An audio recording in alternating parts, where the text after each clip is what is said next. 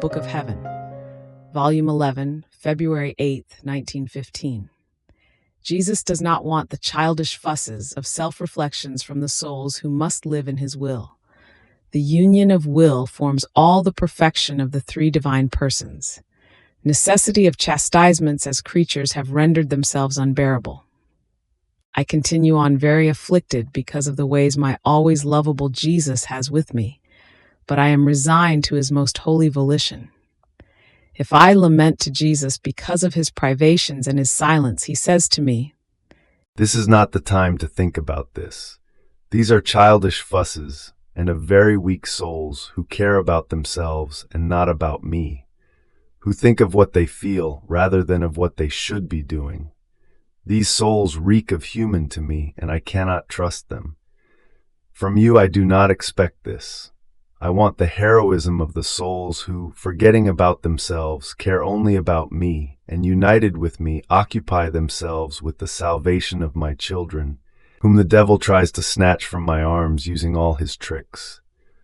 I want you to adapt yourself to the times, now sorrowful, now mournful, now tragic, and to pray and cry together with me over the blindness of creatures. Your life must disappear, letting the whole of my life permeate you. If you do this, I will feel in you the fragrance of my divinity, and I will trust you in these sad times. And yet, these are nothing but the preludes of chastisements. What will happen when things go further? Poor children, poor children." And it seems that Jesus suffers so much that he remains speechless and hides more deeply than inside the heart, in such a way as to disappear completely.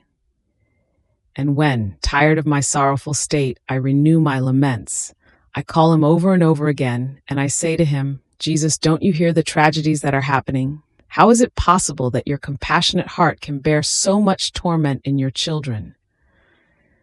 He seems to just barely move in my interior, as if he did not want to be heard, and I feel another panting breath within my breathing, as if I were rattling. That is the breath of Jesus, because I recognize its sweetness.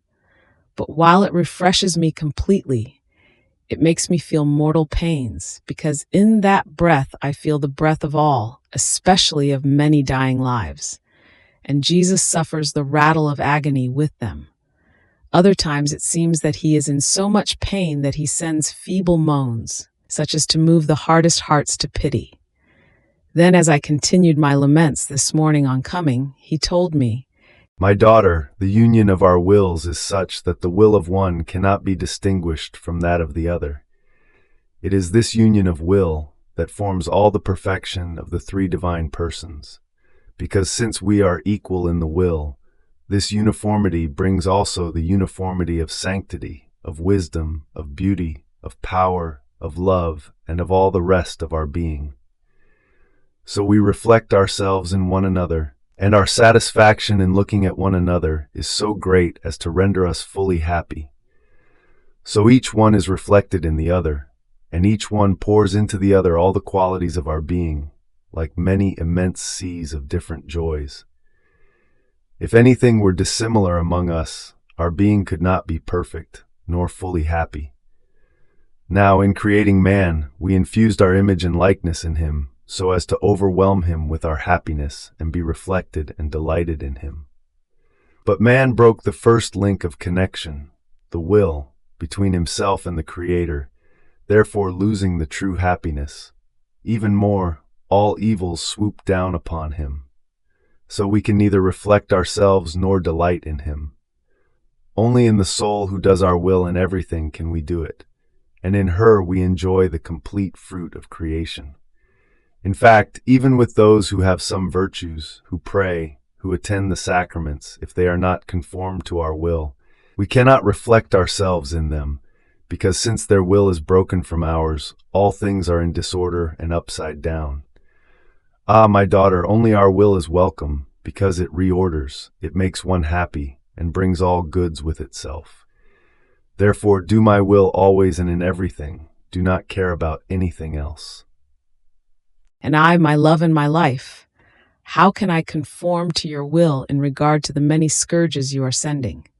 It takes too much to say fiat, And besides, how many times have you told me that if I did your will, you would do mine?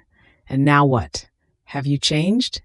And Jesus, It is not I who have changed. It is the creature that has reached the point of becoming unbearable. Come closer and suckle from my mouth the offenses that creatures send me. If you can swallow them, I will suspend the scourges. I drew near his mouth and I suckled with avidity. To my highest sorrow, I tried hard to swallow, but I couldn't. I choked. Then I returned to try hard again, but I could not manage. Then, with a tender voice sobbing, Jesus told me, Have you seen? You cannot swallow it. Spew it on the ground, and it will fall upon creatures. So I spewed it, and Jesus too spewed it from his mouth upon the earth, saying, This is nothing yet. This is nothing yet. and he disappeared.